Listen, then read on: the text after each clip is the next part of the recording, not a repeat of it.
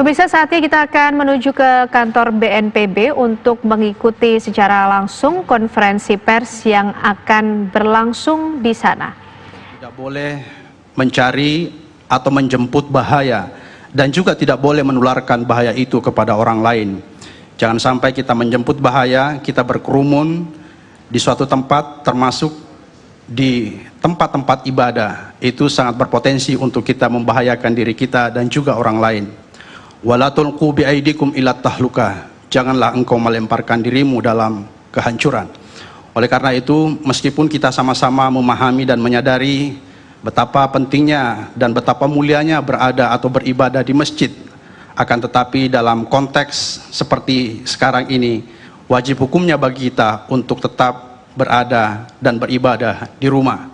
Mari kita maksimalkan untuk beribadah di rumah. Pada bulan Ramadan, insya Allah kita menganjurkan agar tidak ada buka puasa bersama yang biasa sering kita laksanakan di kantor-kantor pemerintah, di kantor-kantor swasta, keluarga. Kita menghimbau agar kita tidak lagi melaksanakannya. Kita tidak melaksanakan tarawih bersama, kita melaksanakan di rumah saja, karena sangat berpotensi untuk kita menularkan atau ditularkan ketika kita berkumpul bersama di masjid. Kualitas ibadah kita insya Allah tidak akan berkurang dengan kita berada di rumah atau kita berada atau beribadah di rumah. Kualitas ibadah kita tidak hanya ditentukan oleh lokus di mana kita beribadah, tapi yang tidak kalah pentingnya adalah kualitas ibadah kita ditentukan oleh keikhlasan kita, ditentukan oleh kekhusyuan kita, ditentukan oleh kesucian jiwa kita. Sebagaimana Allah Subhanahu wa taala berfirman. Allah Subhanahu wa taala berfirman tentang keikhlasan, "Wa ma umiru illa liya'budullaha mukhlishina lahuddin. Qad aflahal mu'minuna alladzina hum fi salatihim khashi'un. Qad aflaha man zakkaha wa qad khaba man dassaha." Kesucian jiwa, keikhlasan dan kekhusyuan menentukan kualitas ibadah kita. Oleh karena itu, meskipun kita beribadah di rumah, kita berharap insya Allah kualitas ibadah kita tidak berkurang. Ibadah adalah sarana, instrumen, medium kita berkomunikasi dengan Allah Subhanahu wa taala. Dengan berada di rumah, kita bisa bersama keluarga kecil kita, keluarga inti kita, istri, suami dan anak kita. Kita sama-sama bermunajat, bertafakur, berdoa kepada Allah Subhanahu wa taala. Semoga COVID-19 ini segera berlalu. Seluruh anjuran pemerintah kita taati, karena kebijakan pemerintah selalu berorientasi pada kemaslahatan. Kemaslahatan adalah inti daripada syariat. Innama wudi'atis syariat limaslahatil anam. Sesungguhnya syariat itu dibuat untuk kemaslahatan manusia. Oleh karena itu, sekali lagi, mari kita meningkatkan kualitas ibadah kita menyambut bulan suci Ramadan bersama keluarga di rumah. Kita menerangi rumah kita dengan membaca Al-Quran. Sebagaimana hadis Rasulullah sallallahu alaihi wasallam, "Nawwiru buyutakum biqiraatil Quran." Terangilah rumah kalian dengan membaca Al-Quran. Mungkin selama ini kita kurang membaca Al-Quran di rumah. Mungkin selama ini kita tidak buka bersama dengan keluarga di rumah karena kita sibuk dengan pekerjaan kita sehari-hari. Mudah-mudahan COVID-19 ini membawa berkah buat kita semua, sehingga kita bisa beribadah bersama keluarga, kita bisa bermunajat, memohon ampun kepada Allah. Semoga coronavirus ini segera berlalu. Kita sama-sama ketahui bahwa sesungguhnya tidak ada yang terjadi di dunia ini melainkan izin dan sepengetahuan Allah Subhanahu wa taala. Wa iyamsaskallahu bidurrin fala kashifalahu illa huwa. Jika Allah menghendaki sebuah kemudaratan bagi kamu, maka tidak ada yang bisa menghalangi. Begitu pula sebaliknya. Oleh karena itu, mari kita berusaha dan wajib hukumnya kita mengikuti anjuran pemerintah, physical distancing, sebagaimana menjadi keharusan bagi kita semua. Tetapi tentu sebagai negara bangsa yang religius, sebagai umat beragama, di samping kita mengikuti anjuran pemerintah dengan pendekatan saintifik, akademik, dan empiris, kita harus terus juga melakukan berdoa, bermunajat, bertafakur kepada Allah Subhanahu wa taala. Semoga coronavirus ini segera berlalu, bulan Ramadan tiba, dan coronavirus berlalu, insya Allah. Selanjutnya, sekali lagi saya ingin mengajak kita semua, mari kita mantapkan hati kita, mari kita ikhlaskan, kita yakini bersama bahwa berada di rumah, beribadah di rumah adalah sebuah keharusan dan pilihan yang harus kita ambil. Insya Allah, Allah memberkahi kita semua. Selanjutnya saya mempersilakan Bapak Ahmad Yuryanto selaku juru bicara penanganan COVID-19. Saya persilakan Pak Ahmad Yuryanto. Terima kasih. Assalamualaikum warahmatullahi wabarakatuh. Waalaikumsalam.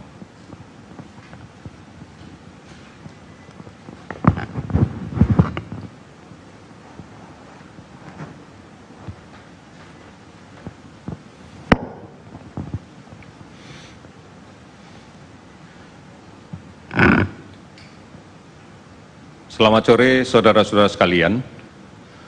Kami akan menyampaikan progres penanganan pandemi COVID-19 yang secara terintegrasi dilaksanakan oleh seluruh kementerian dan lembaga di bawah koordinasi gugus tugas percepatan penanganan COVID-19.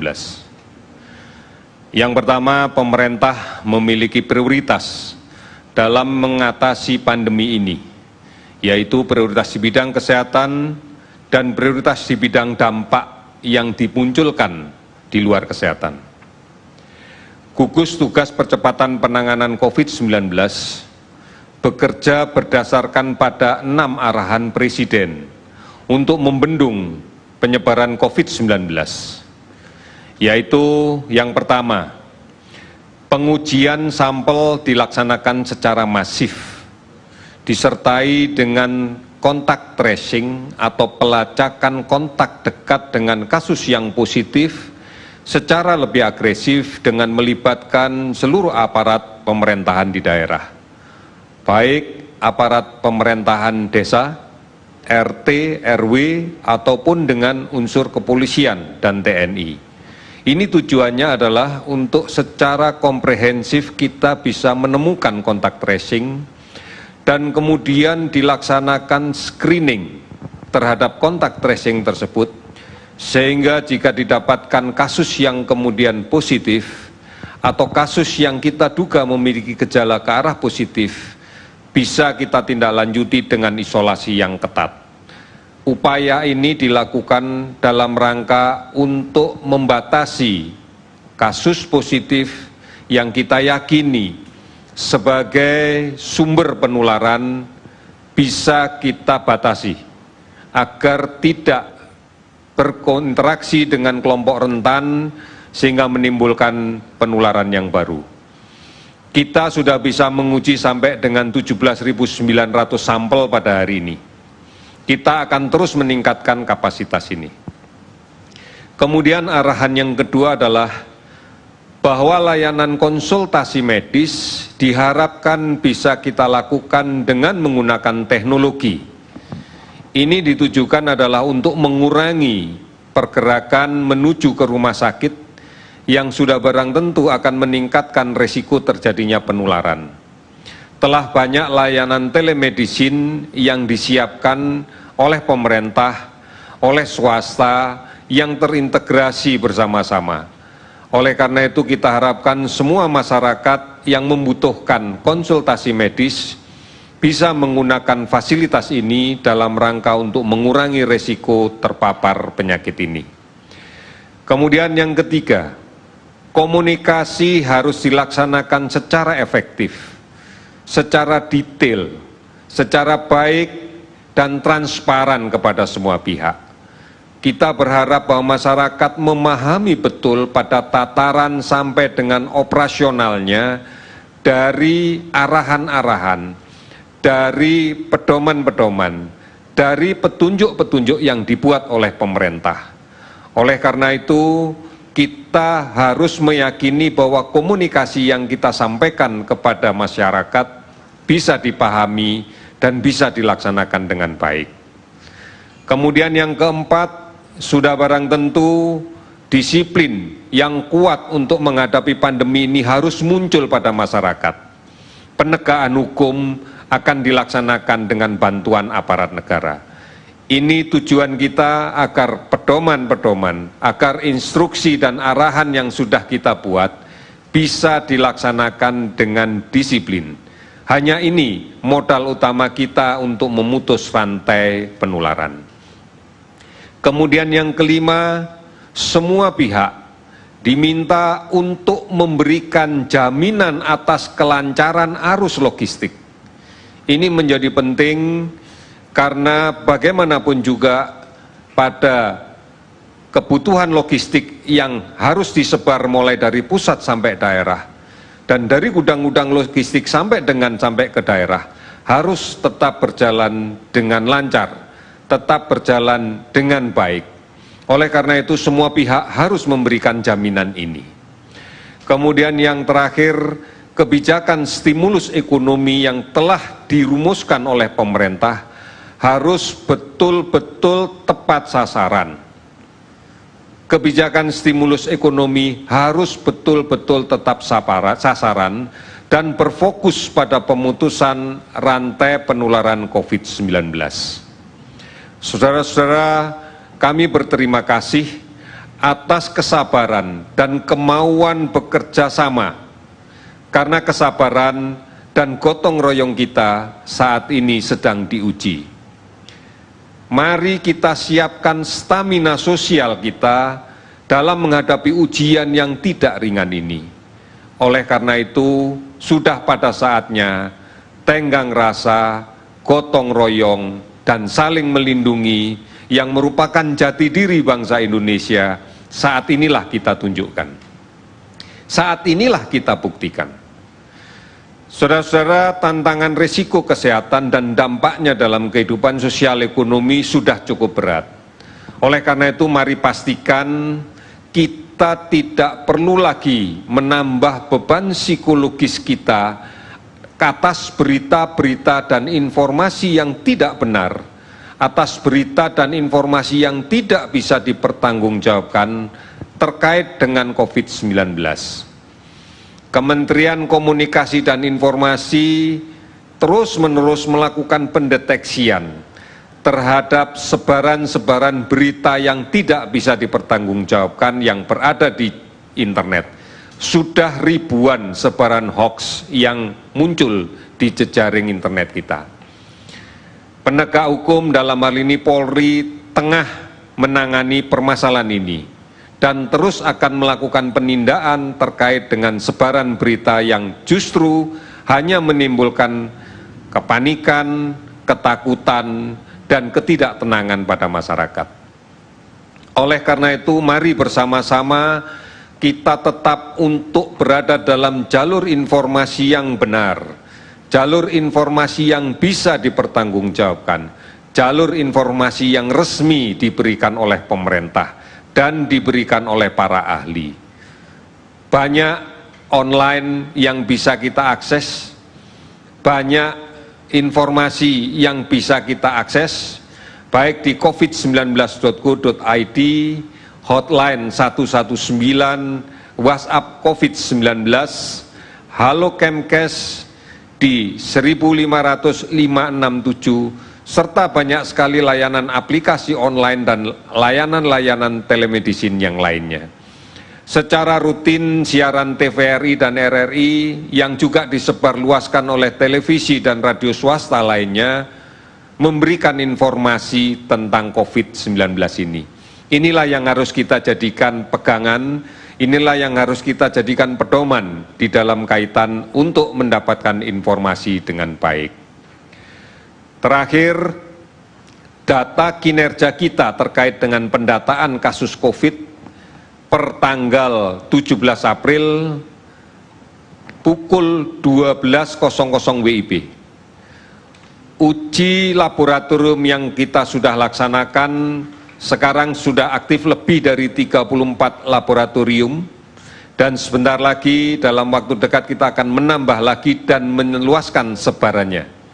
Spesimen yang diperiksa sudah lebih dari 42.000. Kasus yang diperiksa lebih dari 37.000. Hasil positif sampai dengan saat ini pada pukul 12 tadi adalah 5.923 orang.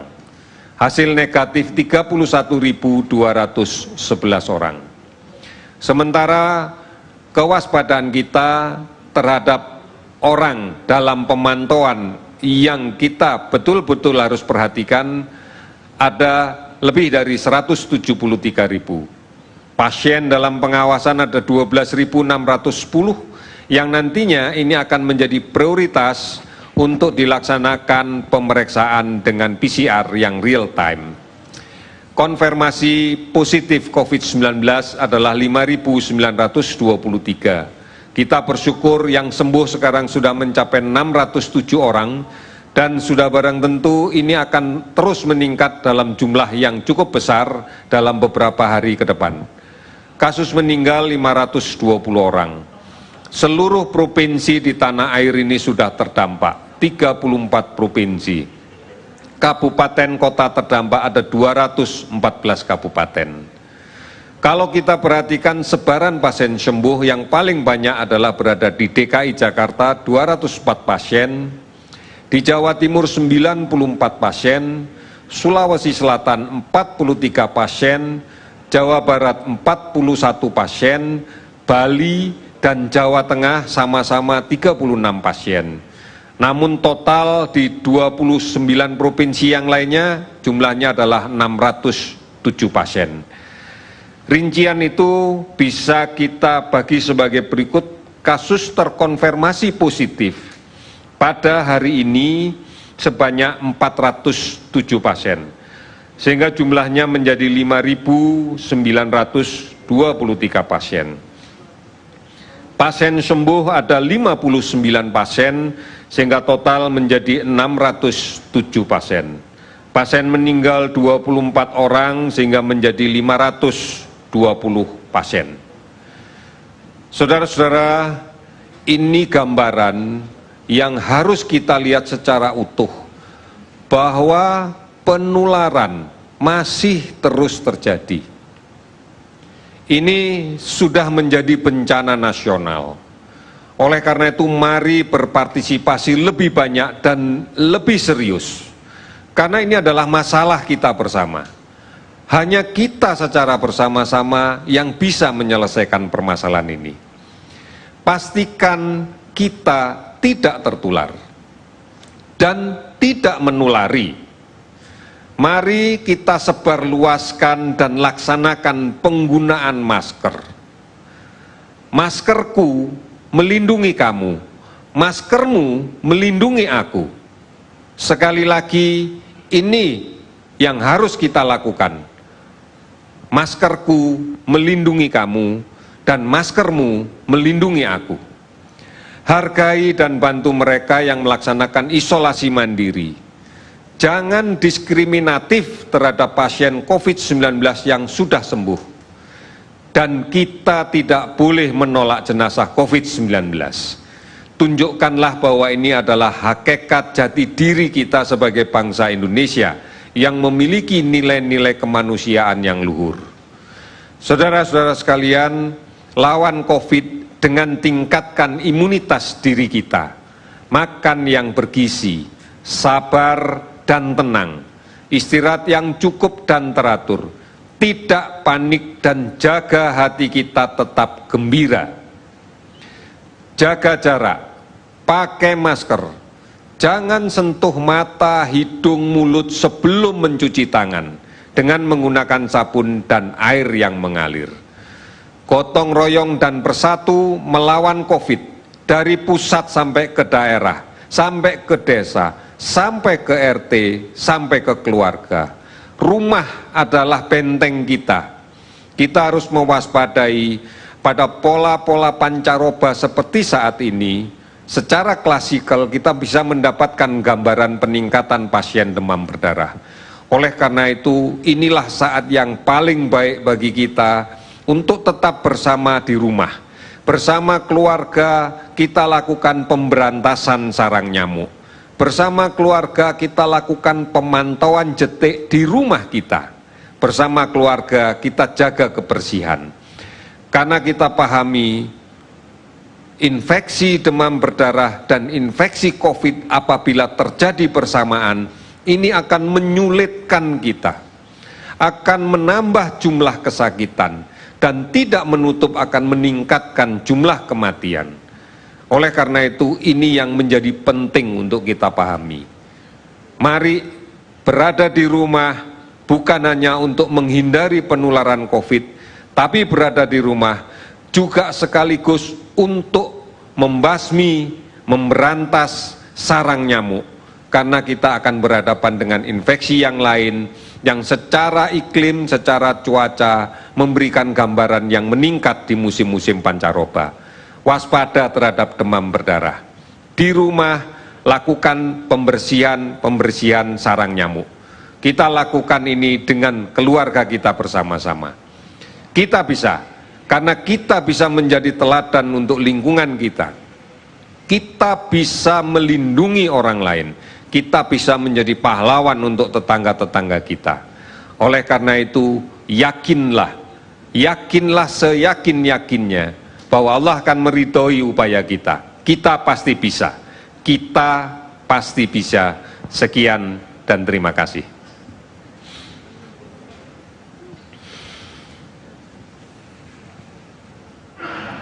Ya pemirsa, baru saja kita ikuti bersama konferensi pers yang digelar dari kantor BNPB, di mana tadi di awal ada Bapak Kamarudin Amin, Dirjen Bimbingan Masyarakat Islam dari Kementerian Agama, yang menghimbau masyarakat untuk tidak menggelar buka puasa bersama dan juga menghimbau masyarakat untuk bisa melaksanakan sholat tarawih di rumah masing-masing. Dan update terbaru dari penanganan kasus COVID-19 di tanah air oleh Ahmad Yuryanto tadi disampaikan, hari ini pemirsa total ada 5.923 orang dinyatakan positif COVID-19, artinya ada penambahan 407 orang.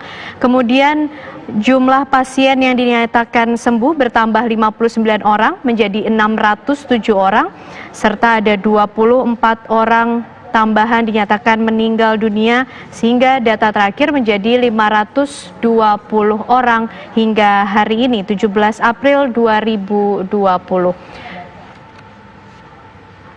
Pemirsa, kabar khusus masih akan kembali hadir untuk Anda sesaat lagi.